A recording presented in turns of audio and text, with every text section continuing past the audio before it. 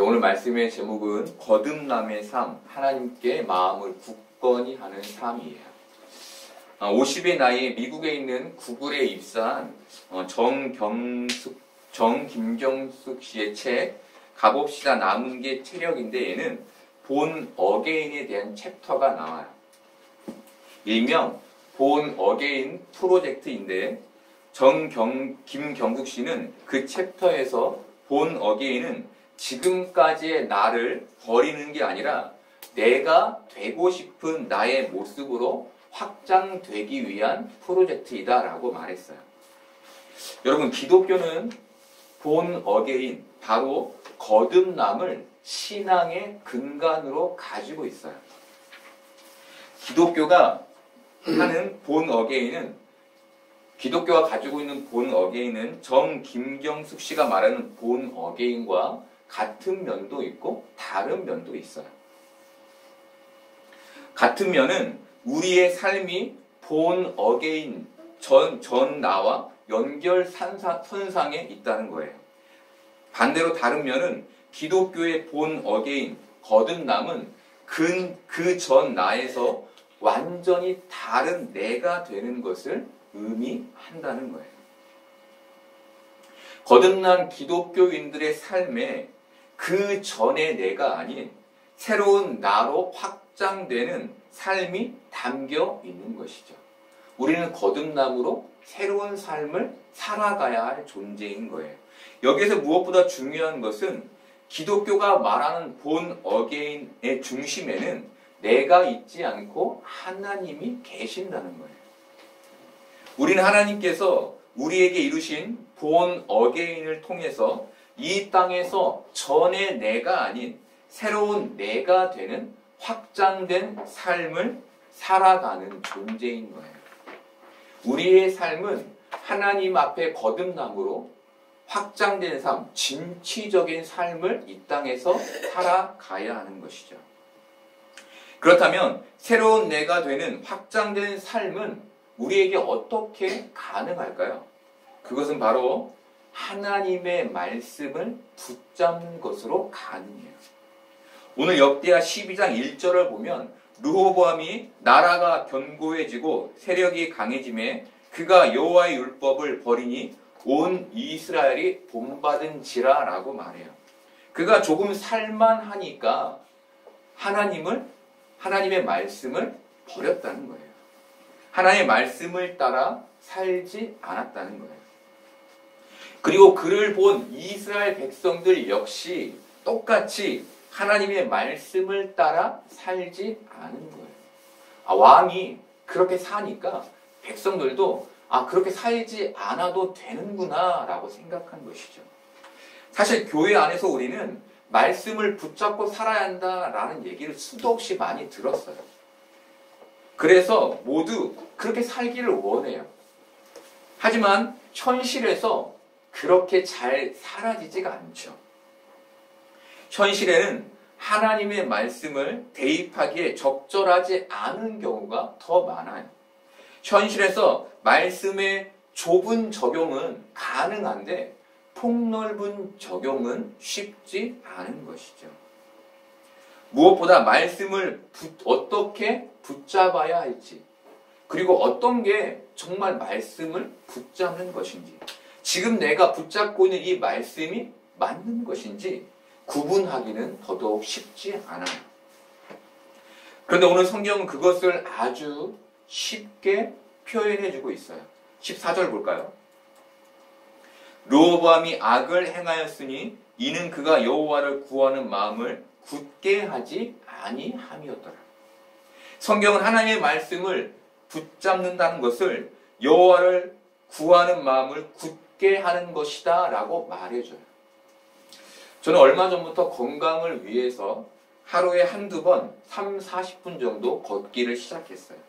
그리고 같이 시작한 게 있는데 그것은 하늘을 보며 하나님을 기억하고 땅을 걸으며 하나님을 기억하고 호흡을 하며 하나님을 기억하는 것이었어요. 어떻게 해서든 이 현실에서 하나님을 기억하려고 애쓰는 것을 같이 시작했어요. 여러분, 제가 3주째 하늘을 보며 하나님을 기억하고 땅을 걸으며 하나님을 기억하고 숨을 쉬며 하나님을 기억하라는 말씀을 드렸죠. 그렇죠? 여러분, 제 설교를 듣고 그렇게 하고 계신가요? 일상을 살면서 땅을 걸으며 하나님을 기억하고 어쩌다 하늘을 보며 하나님을 기억하고 내가 숨을 쉬고 있음을 보며 하나님을 기억하고 계신가요? 하나님을 기억하려고 애쓰는 것은 본 어게인, 전의 내가 아닌 새로운 내가 되는, 확장된 나를 살게 하는 방법이에요. 하나님을 기억할 때 우리가 본 어게인의 삶을 제대로 살게 되는 것이죠. 다윗은 양을 치는 들녘에서 밤 하늘을 보며 하나님의 크심을 기억했어요. 그리고 그것은 그를 정의와 공의의 삶으로 이끌었어요. 하나님을 기억하며 새로운 내가 되었던 거예요. 다윗이 하나님을 기억했기 때문에 그가 이 땅에서 본 어게인의 삶을 살 수 있었던 것이죠. CBS에서 잘 믿고 잘 사는 법, 일명 잘잘법이라는 프로를 해요. 마침 제가 본 회차가 돌아가신 우리 할머니를 다시 만날 수 있을까요에 대한 답이었어요. 강의를 맡은 김학철 교수는 그 대답으로 부활을 말했어요. 그리고 김학철 교수는 우리 안에 영원히 사는 영혼이 있기 때문에 부활하는 게 아니라 하나님께서 우리를 부활하게 하시기 때문에 우리에게 영원히 있는 것입니다. 라고 말했어요. 우리를 거듭나게 하신 하나님이 우리를 부활시키신다는 거예요. 다르게 말하면 우리를 거듭나게 하신 하나님이 우리의 본 어게인, 거듭남을 지속시키시고 유지시키신다는 거예요. 그래서 우리가 영원을 살게 되는 것이죠.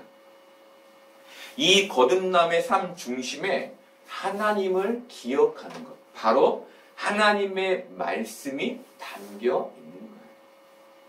사실 우리가 이런 얘기를 들으면 우리 안에 굳이 하나님이 이루신다면 내가 이 땅에서 하나님의 말씀을 붙잡을 필요가 있을까?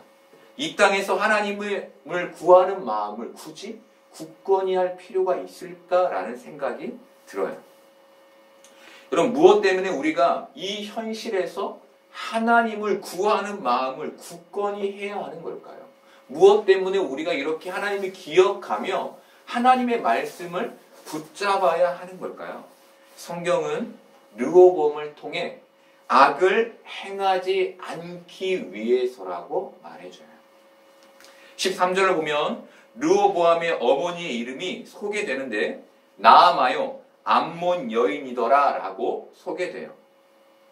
성경에서 왕의 이름과 함께 굳이 어머니의 이름을 언급하는 것은 왕이 어머니 나아마의 영향을 많이 받았다는 것을 알리기 위함이에요.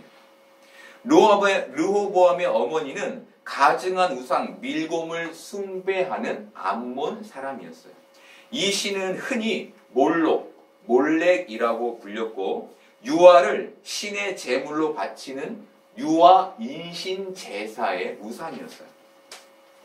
나아마가 바로 이 몰록을 숭배했고 르호보암이 그 영향을 받았다는 것이죠. 그리고 그것을 하나님이 악을 행했다라고 말씀하시는 거예요. 그렇다면 이들은 왜 이토록 잔인한 제사를 드렸을까요? 전쟁에서 이기기 위해, 왕의 정권을 강력히 하기 위해, 다르게 말하면 이 세상에서 잘되기 위해 인신제사를 드렸던 거예요. 1933년 7월 3일 시카고에는 3,000년이 넘는 유대의 역사와 민족성을 기념하기 위한 행사가 열렸어요. 그곳에는 10만 명이 넘는 유대인들이 모였고 그 행사의 하이라이트는 연극이었어요. 그런데 놀라운 것은 이 연극의 내용이 몰록에게 제사를 드리는 내용이었다는 거예요. 하나님을 믿는다는 유대인들이 그들의 역사에 하나님이 아닌 몰록을 등장시키는 것은 굉장히 놀라운 일이 아닐 수 없었어요. 여러분, 이들이 왜 유대의 역사에 몰록을 등장시킨 걸까요? 단지 이런 우상 숭배를 유대의 문화로 이해했기 때문에 그렇게 했을까요? 저는 그들이 하나님을 기억하지 않았기 때문이라고 생각했어요.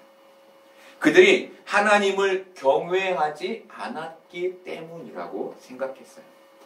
성경은 르호보암이 하나님을 구하는 마음을 굳건히 하지 않았다라고 말해요.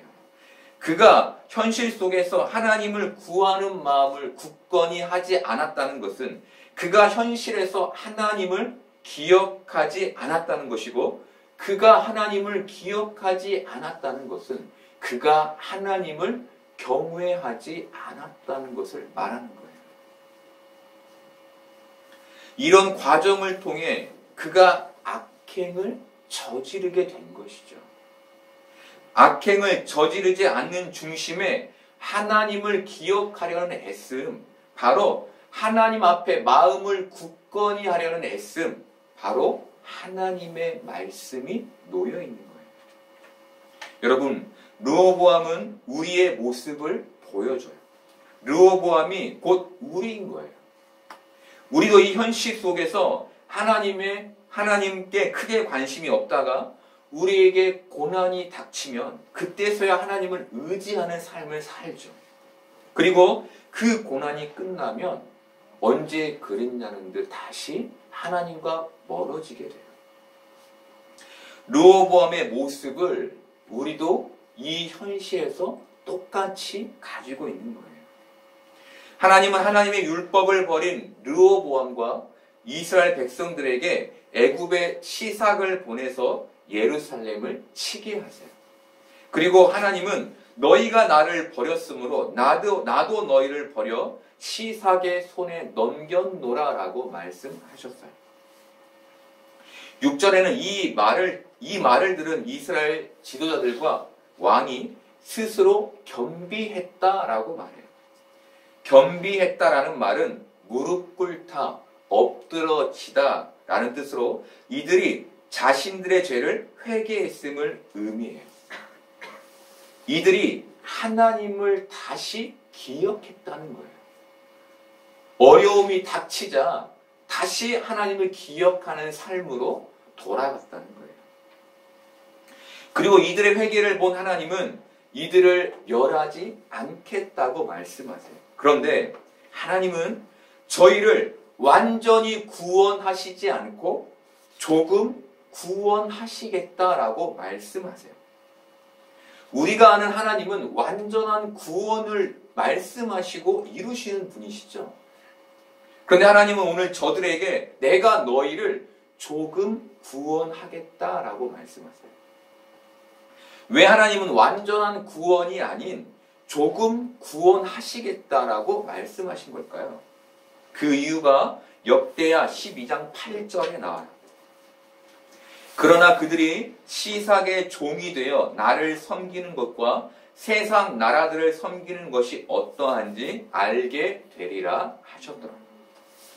하나님께서 이들을 완전한 구원으로 인도하지 않고 잠깐 시삭의 종이 되게 하신 것은 멸망을 경험하며 하나님을 섬기는 것과 세상을 섬기는 것 중 어느 것이 더 유익한지를 이들에게 알게 하시기 위함이었어요. 하나님은 잠깐 동안 시삭의 종이 되게 하시며 그들이 하나님을 섬기는 것의 유익함을 깨닫기를 바라셨던 거예요. 여러분, 우리도 뜻하지 않은 환난을 당하거나 고난을 받을 때가 있죠. 이때가 바로 하나님께서 나를 겸비시키시는 조금 구원의 때인 거예요. 조금 구원의 때. 그리고 우리는 그때에 하나님께서 우리를 겸비시키시기를 원하시는구나라는 것을 깨달아야 하는 거예요. 여러분 시삭은 예루살렘을 치며 여호와의 전에 있는 보물과 솔로몬이 만든 금 방패를 빼앗아 갔어요. 성경은 그래서 르호보암이 그 대신으로 놋 방패를 만들었다고 말해요. 금 방패는 솔로몬의 전성기를 의미하고 이스라엘의 전성기를 의미해요. 그런데 그 방패가 놋으로 대체되는 것이죠. 놋은 이스라엘의 흥왕기가 끝나고 쇠퇴기가 시작됐다는 것을 의미하는 거예요. 여러분, 르호보암이 왜 금방패를 시삭에게 빼앗긴 후 철 방패를 쓰지 않고 놋 방패를 썼을까요? 금 방패와 비슷하게 보이기 위해서였어요. 자신의 초라함을 들키지 않기 위해서 금 방패와 비슷한 놋 방패를 사용한 거예요. 여러분, 놋 방패는 금 방패일 수 없어요. 이 말은 우리가 아무리 세상의 다른 것으로 하나님의 영광을 대신하려 해도 그렇게 할 수 없다는 거예요. 우리에게 인생의 흥왕기는 오직 하나님이 함께 하시는 때일 뿐인 거예요. 그래서 르호보암은 바로 그 하나님을 구하는 마음을 굳게 했어야 했고, 그래서 우리 역시 이 땅에서 하나님을 구하는 마음을 굳게 해야 하는 거예요. 하나님이 우리와 함께 하시고 우리의 마음이 하나님께 굳건할 때, 그때가 바로 우리의 형통함, 우리의 흥왕의 시기인 것이죠. 바로 이렇게 하나님을 구하는 마음을 굳건히 하기 위한 중심에 하나님의 율법과 하나님의 말씀이 놓여 있는 거예요. 하나님의 말씀을 붙잡을 때 우리의 마음이 굳건해지는 것이죠. 즉 우리가 악행에서 벗어나려면, 우리가 하나님의 마음에 합한 자가 되려면 하나님의 말씀을 굳게 붙잡아야 하는 거예요. 말씀이 우리를 몰록이라는 세상의 우상에 흔들리지 않게 우리를 붙잡아줄 지지대가 되는 것이죠. 여러분, 그 지지대는 세상에 어떤 것이 될 수 없어요. 그 지지대는 하나님의 말씀일 수밖에 없는 거예요. 이렇게 하나님을 기억하고 하나님의 말씀을 붙잡고 하나님을 구하는 마음을 굳건히 할 때 우리가 이 현실에서 그 전의 삶을 벗어나 새로운 삶으로 확장된 삶을 살게 되는 것이죠. 바로 본 어게인, 거듭남의 삶을 살아가게 되는 거예요. 얼마 전 다니엘 기도의 강사로 정선희 씨가 나왔어요. 정선희 씨는 자신이 하나님을 만나게 된 경험을 뭔가 애매했다라고 말했어요. 정선희 씨는 자신이 하나님을 만나긴 만났는데 세상에 내가 당당하게 말할 수 없을 만큼 애매했고, 나는 이런 확실한 기적을 체험했어 라고 할 수 없을 만큼 밋밋했으며, 누군가는 그거 네 감정에 취한 거야 라고 말할 만큼 공격의 여지도 있었고 인생에 극적인 반전도 없었다고 말했어요. 그런데 정선희 씨는 그 애매한 만남으로도 충분히 자신의 인생이 전복될 수 있었다고 말했어요. 그리고 정선희 씨가 한 말은, 하나님과의 만남이 너무나 가늘고 너무나 찰나였지만 내가 너를 사랑한다는 그 말 때문에 자신이 지금 여기에 서 있다는 것이었어요. 너를 사랑한다는 하나님의 음성에 대한 기억이 정선희 씨를 그 자리에 있게 했다는 거예요.